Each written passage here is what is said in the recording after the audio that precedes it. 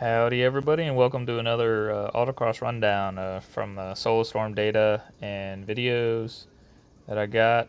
Um, this particular event was a couple weeks ago. I'm just a little behind on getting this one together, but it seems like enough people like seeing this data, like seeing a little bit of the different inputs here to learn from, and doesn't help that I do pretty much autocross a different car every event right now since I'm starting building mine. But anyway, we were down North Carolina region, SCCA down at Cherrypoint, which anybody who's gone, they know that site is pretty much the best site on the East Coast. So it's on the Marine base down there. They get one of the airstrips, so it's always pristine. It's always super cared for. It's huge. It is absolutely huge. And they don't even use the whole site just because, honestly, it'd be one, too big of a course probably, and two, we just don't have enough workers, because we usually get 60 to 90 people come out of there, and we got to split it. So there'll be a morning, a group A, group B, and then we'll switch back and forth, take a lunch break, do afternoon runs, still get 6-7 runs in for the day. But that's about all we can do to have enough people to spread out to work course. So it's nice because it's got non-skid, so it's super grippy. But that non-skid does break up, gives you kind of sand material, air grit. That'll build up right on the outside of the driving line. So afternoon sessions, for sure, you got to kind of watch out for that. And make sure you don't drive out in that stuff. Keep inside the clean driving line. So the other thing is that this turnaround, it's super fast, 40-50 mile an hour turnaround, but it does have a crest in the middle of it. So when that car comes across there, you're under throttle and steering. The rear end will get real light, kind of want to dance around on you. But it's super fun right at the same time. So I went down there, was with my cousin this time for the Saturday event. There were 70 people there. He's got a 2004 Honda S2000 for C Street, which, as most people know, that it's kind of like the forgotten child of C Street. Everybody jumped to the NDs and then the ND Miatas, and they believe that's the car of the class. I still think the S2000s can hang with them. Just got to be prepared right. His is not fully prepared. He does have a front bar. He's got the Falcon 660, 245 front, 275 rears on the stock wheels.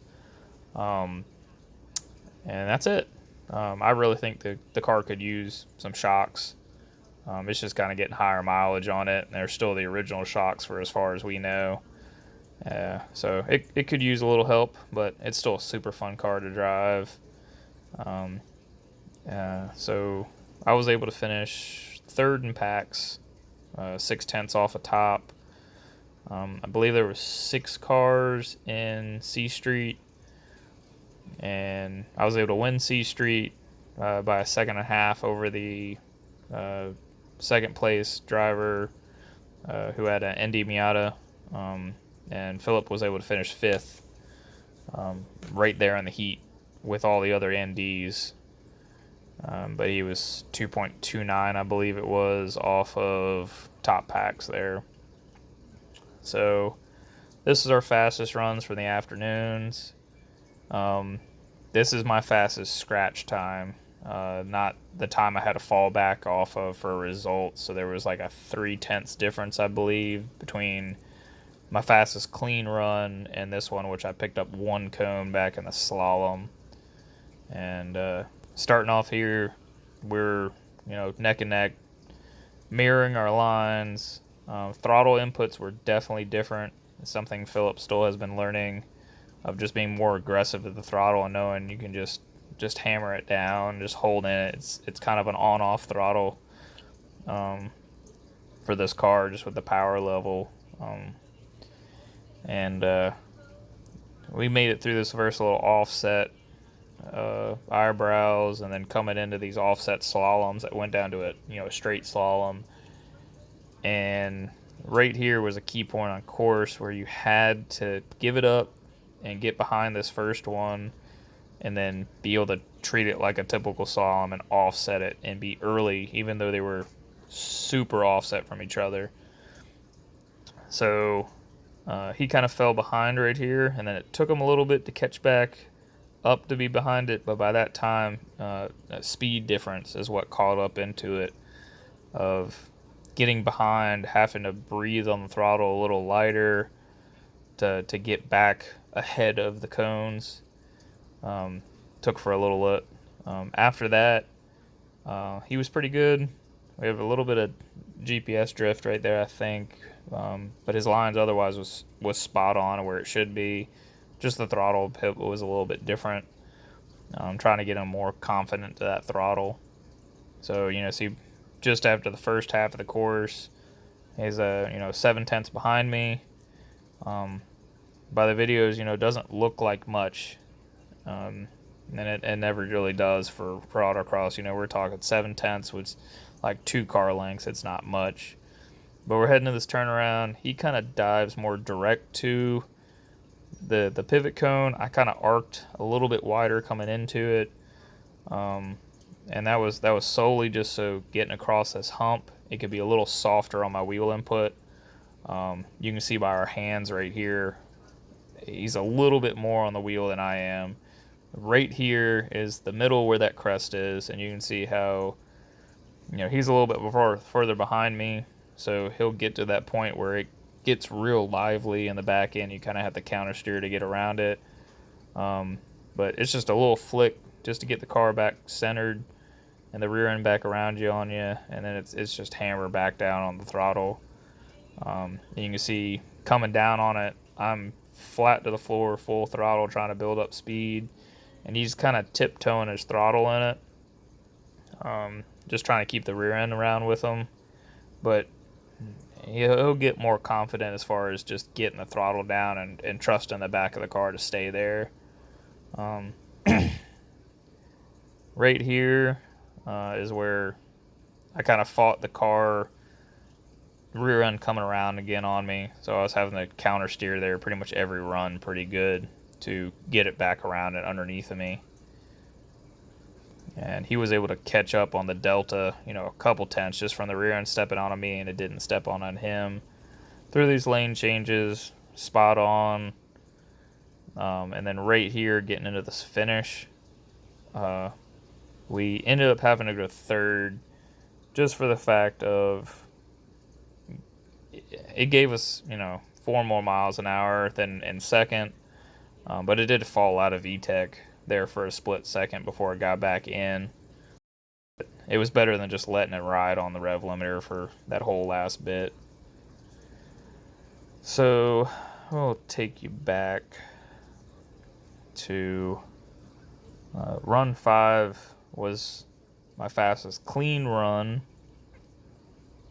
and I thought it was kind of interesting to go back to the morning session, just see how much improvement we had. Run 3 and run 4 in the mornings were not good for either one of us. I had a DNF on it. Rear end stepped out, and instead of just plowing through a whole wall of cones, just bailed on the run. And he picked up a ton of cones in that, if I remember right. So I'll get rid of the videos because I didn't upload those for any of these runs, and just kind of play it through. And you can see the line didn't really change too much from the morning and the afternoon. Definitely can see how just right there, it depending on how you came through, but you had to get behind it in order to keep up the speed. And you can see that the green and the red, that's from our morning sessions, is falling behind a quit from our last runs of the day. And you can just see how I finally was able to just coming out of that sweeper in the back, just cutting the distance on my last 2 runs. That really helped the time. The rest of it, it's pretty spot on to what it was. Just more confident on the throttle, be able to keep the car underneath you and bringing it around more. So that's about it for this one. Appreciate once again for people letting me co-drive with them and having a stab at a different car and helping them out also with this data of where they can improve, where they can find more speed. And it teaches me also of how each car is a little bit different as far as you can get away with some things with certain lines and other cars you can't get away with certain things. So it's always fun, interesting having that challenge of learning another car and helping coach out somebody else, help improve. It's all about just making the whole sport faster, making everybody faster together. Better competition's always, in my book, always the best. Push other people to be faster. It'll return the favor because it's going to force you to be faster also. And that's just super fun to me. But that's about it from this event. I think I got one more to do on the data that I have that wasn't corrupted or GPS didn't have an issue that day.